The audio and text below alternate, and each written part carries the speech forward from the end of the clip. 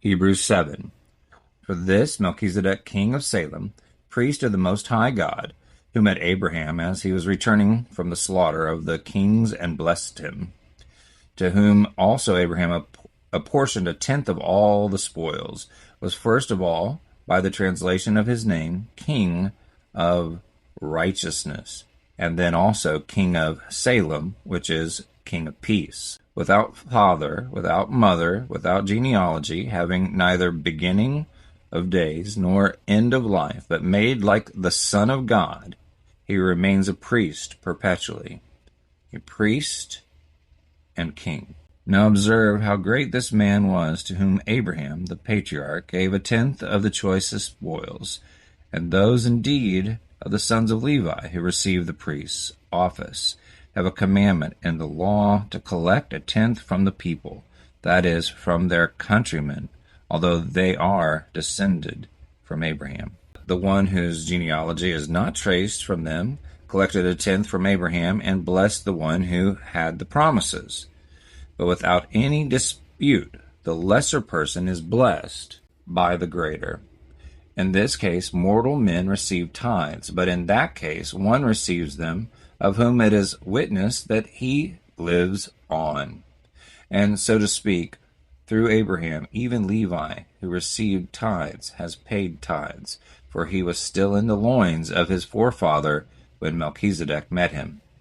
So if perfection was through the Levitical priesthood, for on the basis of it the people received the law, what further need was there for another priest to arise according to the order of Melchizedek, and not be designated according to the order of Aaron? For when the priesthood is changed, of necessity there takes place a change of law also. For the one about whom these things are said belongs to another tribe, from which no one has officiated at the altar. For it is evident that our Lord was descended from Judah, a tribe with reference to which Moses said nothing concerning priests. This is clearer still if another priest arises according to the likeness of Melchizedek, who has become a priest not on the basis of a law of physical requirement, but according to the power of an indestructible life. For it is attested to him, you are a priest forever according to the order of Melchizedek.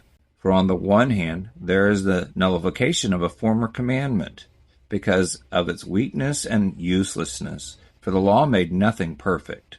On the other hand, there is the introduction of a better hope, through which we come near to God, to the extent that it was not without an oath, for they indeed became priests without an oath, but he with an oath through the one who said to him, the Lord has shown and will not change his mind.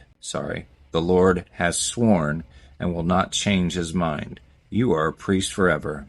By the same extent, Jesus also became the guarantee of a better covenant. The former priests, on the one hand, existed in greater numbers because they were prevented by death from continuing.